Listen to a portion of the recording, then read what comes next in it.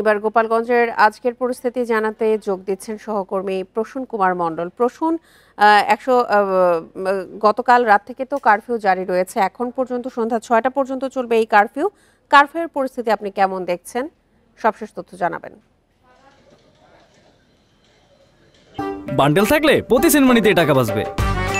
বিকাশ send money bundle কিনে জিতুন প্রতি লেনদেনে। আসলে কারফিউ চালু হয়েছে গতকাল রাত ৮টা থেকে আজ সন্ধ্যা ৬টা পর্যন্ত চলবে। কারফিউ কিন্তু জনগণ যেটা দেখলাম সারা মিলেছে কারফিউতে, জনগণ বাইরে কিন্তু বের হচ্ছে না। তবে বের হচ্ছে কর্মজীবী কিছু মানুষ, রিক্সা ভ্যান এবং যারা দিনমজুর, এরা কিন্তু ঘরে বসে নেই, এরা কাজে কিন্তু বের হয়েছে। আমি এখন আছি গোপালগঞ্জের কেন্দ্র চৌরঙ্গিতে।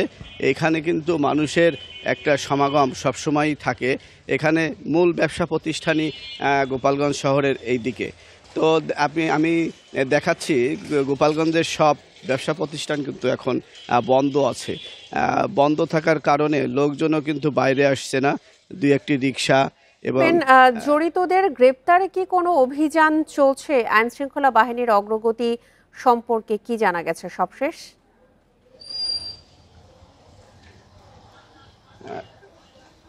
আমি পুলিশের সঙ্গে কথা বলেছিলাম। পুলিশ আমাকে যেটি জানিয়েছে, তারা রাতে কোনো অভিযান চালায়নি। তবে গতকাল ঘটনাস্থল থেকে সেনাবাহিনীর বেশ কিছু লোককে গ্রেপ্তার করেছে। সেটি হচ্ছে 14 জন। তাদের বিরুদ্ধে মামলা দায়েরের প্রস্তুতি চলছে। মামলা দায়েরের পরেই তাদেরকে আদালতের মাধ্যমে জেল হাজতে পাঠানো হবে। আর পুলিশ যেটি জানিয়েছেন যে সংঘর্ষে গোপালগঞ্জ সহ আশপাশের এলাকায় এই থমথমে ভাব রয়েছে। পুলিশের পক্ষ থেকে আসলে পরিবেশ শান্ত করার চেষ্টা করা হচ্ছে। পুলিশ এখনও অভিযানে নামেনি বলে আমাদের জানিয়েছে। আরেকটি বিষয় জানিয়ে রেখি, গোপালগঞ্জ সদর হাসপাতালে শতাধিক আহত রোগী গিয়েছিল চিকিৎসা নিতে।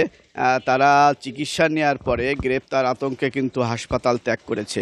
এখন গোপালগঞ্জের হাসপাতালে আমি গতকাল রাত 12টা পর্যন্ত তথ্য যেটা আমার কাছে রয়েছে, 15 জন ভর্তি ছিল।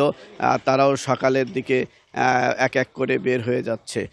তো গোপালগঞ্জের এই উদ্ভূত পরিস্থিতি শান্ত করতে জেলা প্রশাসনের পক্ষ থেকে কারফিউ জারি করা হয়। এই কারফিউ কিন্তু জনগণ অনেকটাই মানছেন বলে আমরা দেখতে পাচ্ছি সড়কে। গোপালগঞ্জ থেকে আজকের পরিস্থিতি নিয়ে জানাচ্ছিলেন আমাদের সহকর্মী প্রসূন কুমার মণ্ডল।